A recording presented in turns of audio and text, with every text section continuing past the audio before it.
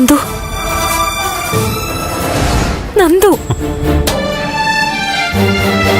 അച്ഛനും ഞാനും തമ്മില് ഇങ്ങനൊരു തർക്കം ഉണ്ടാവുന്ന ജീവിതത്തിൽ ഒരിക്കലും കരുതിയതല്ല. അച്ഛൻ എന്നെ തല്ലുക സ്വപ്നത്തെ പോലും ചിന്തിക്കാൻ പറ്റിയിട്ടില്ല. എന്റെ കണ്ണു നിറഞ്ഞ സഹിക്കാൻ പറ്റാത്ത ഒരാളായിരുന്നു അച്ഛൻ.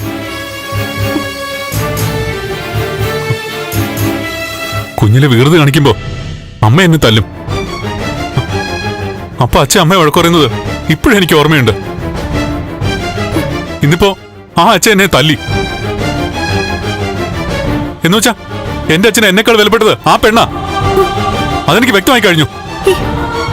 അങ്ങനെയൊന്നും അല്ല നന്ദു. അങ്ങനെ തന്നെയാണ്. ഈ തല്ലില് അതൊക്കെ വ്യക്തമാണ്.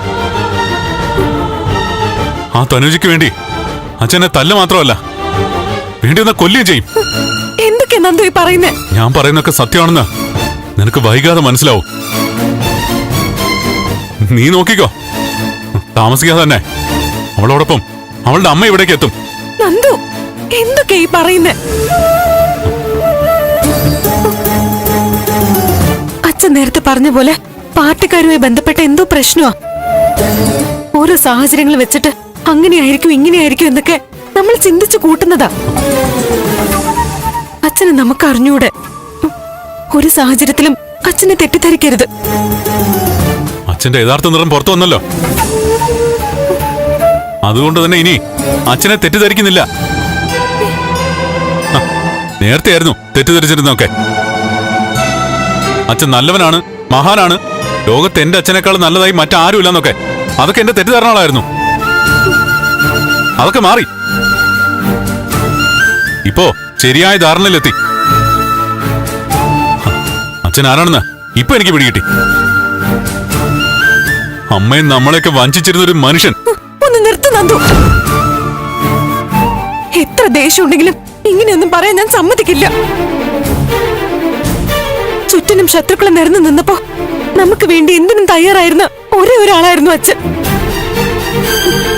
നമ്മുടെ ബലവും വിശ്വാസവും ഒക്കെ അച്ഛനായിരുന്നു. ഒക്കെ അഭിനയായിരുന്നു.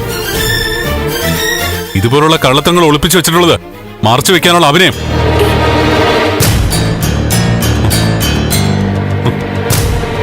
നമുക്കൊരാവശ്യം വന്നപ്പോ നമ്മുടെ കൂടെ നിന്നാൽ തിരിച്ച് അച്ഛന്റെ ഈ അവസ്ഥയില് നമ്മൾ കൂടെ നിൽക്കുമെന്ന് കരുതി അതിനുവേണ്ടി നമ്മളെ കൂട്ടുപിടിച്ചതായിരുന്നു. പക്ഷെ ഈ വിഷയത്തില് ഞാൻ അമ്മയ്ക്കൊപ്പം ആയിരിക്കും. അമ്മയ്ക്കൊരു ഷോക്കാവണ്ടെന്ന് കരുതിയ അച്ഛൻ അവളെ പോലീസ് സ്റ്റേഷനിൽ ഇറക്കിയ കാര്യം ഞാൻ അമ്മയോട് പറയാത്തെ. എന്റെ ചേച്ചിയുടെ കല്യാണം അലങ്കോലാക്കാനാ ആ പെണ്ണ് വന്നത്. കുടുംബത്തിന് വേണ്ടിയാ അവക്കെതിരെ പരാതി കൊടുത്തത്. എന്നിട്ട് ആരും അറിയാതെ ആ പരാതി പിൻവലിച്ചിരിക്കുന്നു. അപ്പോ അമ്പലത്തിൽ വെച്ച് അഭിനയിക്കായിരുന്നില്ല അച്ഛൻ. അതുമല്ല, നമ്മുടെയൊക്കെ അനുവാദമില്ലാതെ പരാതി പിൻവലിക്കാൻ എന്താ അച്ഛൻ അവകാശം? പതുക്കെ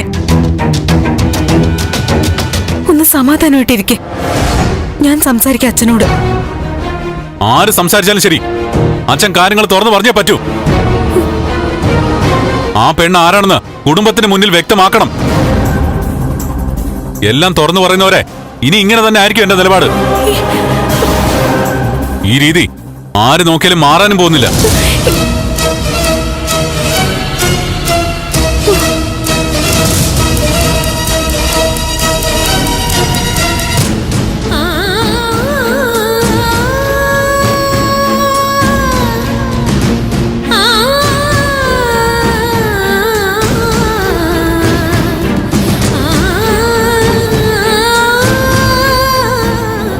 വീട്ടിലെ വിളക്ക് എല്ലാ ദിവസവും രാത്രി 8:30 ഫ്ലവേഴ്സിൽ. മഹാലക്ഷ്മി എല്ലാ ദിവസവും രാത്രി 9 മണിക്ക് ഫ്ലവേഴ്സിൽ.